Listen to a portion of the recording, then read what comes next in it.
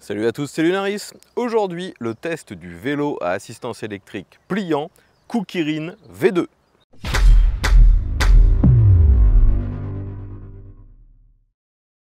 Donc les amis, aujourd'hui de nouveau le test d'un vélo de la gamme Kukirin. Si vous suivez mes vidéos, vous savez que très récemment j'ai fait le test du Kukirin V1 Pro. Aujourd'hui le V2, donc bien sûr dans cette vidéo vous saurez toutes les différences par rapport au V1.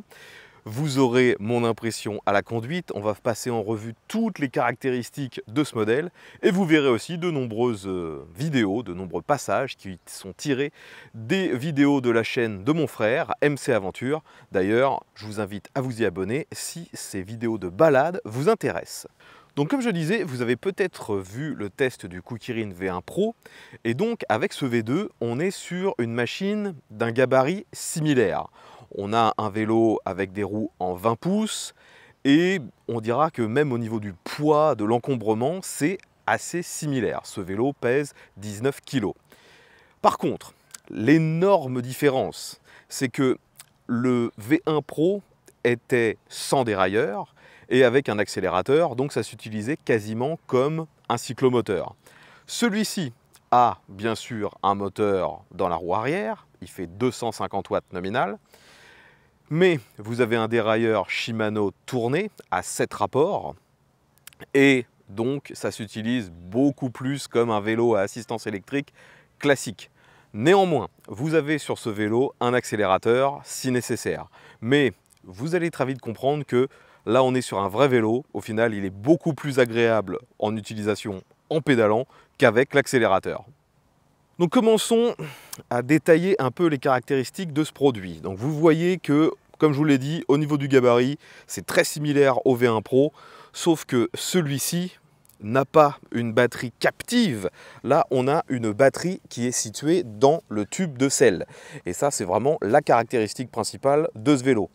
D'ailleurs, de nouveau, si vous suivez mes vidéos, ça vous rappellera peut-être le vélo, comment il s'appelait, le D11 de chez Fido, qui avait une architecture assez similaire avec la batterie dans la selle. Au-delà de l'emplacement de la batterie, la caractéristique principale de ce vélo, c'est bien sûr qu'il est pliant. Donc on a plusieurs points pour gagner de la place. On a bien sûr les pédales qui se replient. On a le cadre ici qui peut se plier en deux. Vous pouvez bien sûr régler la hauteur de selle, voire enlever totalement la selle. Et le guidon se replie. Donc c'est bien plus pratique que le V1 Pro qui lui n'avait que le guidon qui se repliait. Il avait un cadre complètement rigide. Là, si vous voulez mettre ça dans une voiture, c'est beaucoup plus pratique. Par contre, vous voyez que contrairement au V1 Pro qui était équipé d'un porte-bagages avant et arrière, celui-ci n'en a aucun. On pourra dire que c'est le point faible de ce vélo.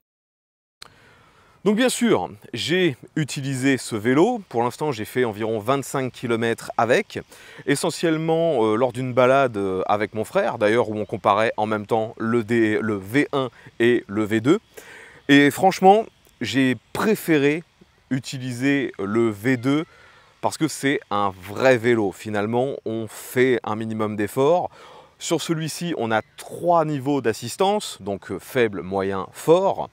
Le premier niveau vous aidera jusqu'à environ 15 km/h, le deuxième jusqu'à 18 et le troisième jusqu'à 23, 24. C'est finalement assez difficile de monter à 25, j'ai l'impression que la bride se met en place vraiment à 24. Et comme je vous l'ai dit, il est équipé d'un accélérateur et on a voulu voir avec mon frère si le V1 et le V2 avaient la même puissance. Eh bien non, le V1 est plus puissant que le V2. D'ailleurs, les fiches techniques l'indiquent bien, hein. Le V1 était donné pour 350 watts, celui-ci uniquement 250. Et il est clair que lorsqu'on utilise uniquement l'accélérateur, ce V2 est beaucoup moins performant que le V1. Et donc finalement, si vous voulez monter vraiment à 25, vous serez contraint de pédaler. Même si vous ne mettrez pas un effort gigantesque sur du plat, vous serez contraint de pédaler car avec l'accélérateur uniquement, moi qui pèse 100 kg, j'ai du mal à dépasser les 20 km/h. Comme sur le V1 Pro, sur ce V2, il n'y a pas de suspension. Donc finalement, lorsqu'on est arrivé dans des zones avec des graviers, un petit peu de chemin, bah, les deux se comportaient presque de la même façon. On a les mêmes roues, les mêmes pneus, les mêmes diamètres, le même gabarit. Donc dans les deux cas, c'est à éviter. On peut s'en sortir bien sûr si vous êtes sur un petit chemin, mais dès qu'il commence à y avoir vraiment beaucoup de gravier, c'est très vite casse-gueule. Pour revenir sur la technique, sur ce vélo, bien sûr, on a des freins à disque à commande par câble. D'ailleurs, je pense que le matériel est strictement identique à celui du V1 Pro. Donc, vous voyez le matériel, on a un ressenti avec ce produit qui est moyen. Je dirais que c'est suffisamment efficace, les performances sont suffisantes, mais en même temps, on est très loin de ce qui se fait de mieux en termes de freinage. De toute façon, de nouveau, si vous avez vu le test du V1 Pro, j'avais dit exactement la même chose. Je pense vraiment que le matériel est identique. Sur ce V2 Pro, on a aussi bien sûr de l'éclairage, et c'est presque indispensable sur un vélo comme celui-ci qui se destine essentiellement à un usage urbain. Donc à l'avant, on a une petite lampe. C'est la même que vous avez déjà vue sur des centaines de vélos électriques. C'est vraiment une référence qui est extrêmement présente sur ce genre de petits deux roues. Et à l'arrière, l'emplacement est un peu plus inhabituel. On a la lampe qui est directement intégrée au tube de selle. Ça fait aussi feu stop. Donc bien sûr, les autres sont avertis lorsque vous freinez. Il y a des catadioptres dans les roues, à l'avant, derrière. Donc au niveau de l'éclairage, pour un produit entrée de gamme, donc comme je vous l'ai dit, la batterie est intégrée à la selle. Celle-ci n'est pas trop désagréable. Vous voyez que c'est quand même un peu mou. On n'a pas mal aux fesses tout de suite. Et la particularité donc de cette selle, comme je vous ai dit, c'est qu'elle intègre la batterie. Si vous voulez la recharger, il y a un port de recharge juste ici à l'arrière. Et pour connecter la batterie au cadre, vous devez utiliser le câble ici en serpentin qui vient se repiquer par le dessous. Donc lorsque vous voulez retirer la batterie pour la recharger, la procédure n'est pas très complexe. Il suffit de déverrouiller avec la clé. Vous voyez qu'il y a une fermeture à clé. Ensuite, vous déconnectez les câbles et c'est fini. Et je dirais que ça fait aussi office d'antivol, car qui va vous voler un vélo qui n'a ni selle ni batterie? D'ailleurs, cette batterie, j'ai oublié de vous parler de sa capacité. Eh bien, on retrouve la même chose que sur le V1 Pro. On a 7,5 ampères-heure. Et là, tout le monde va se dire « Ah ouais, c'est quand même léger ». Et c'est vrai.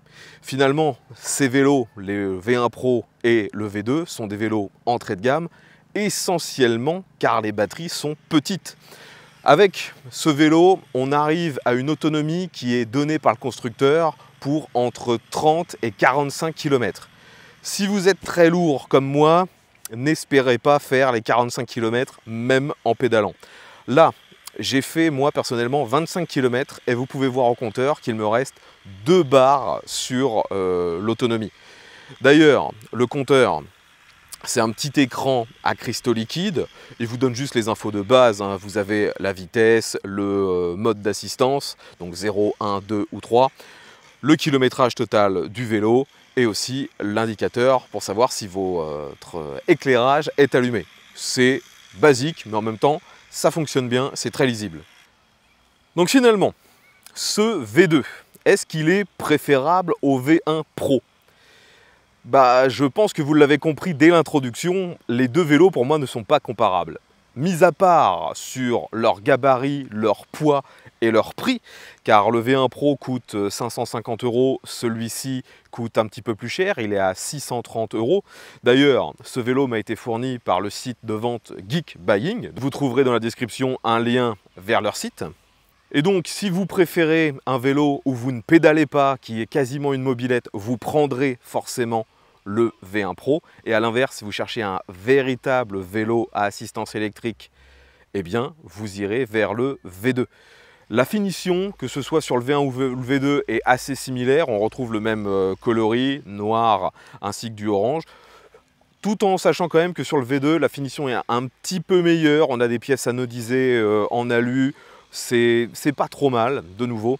Après, je le redis, ça ressemble beaucoup au Fido D11, mais il faut savoir que le Fido D11, même s'il a des caractéristiques assez similaires, coûte beaucoup plus cher. Il est dans les 900 €.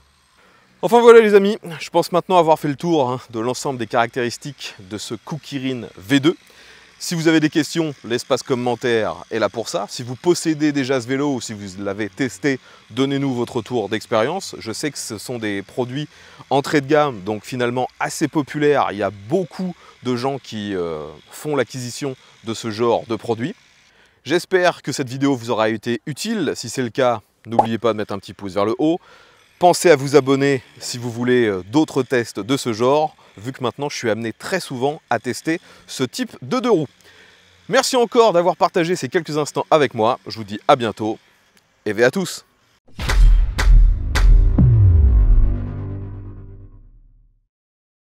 Sur ce vélo, on a des gros garde-boue, aussi bien devant que derrière.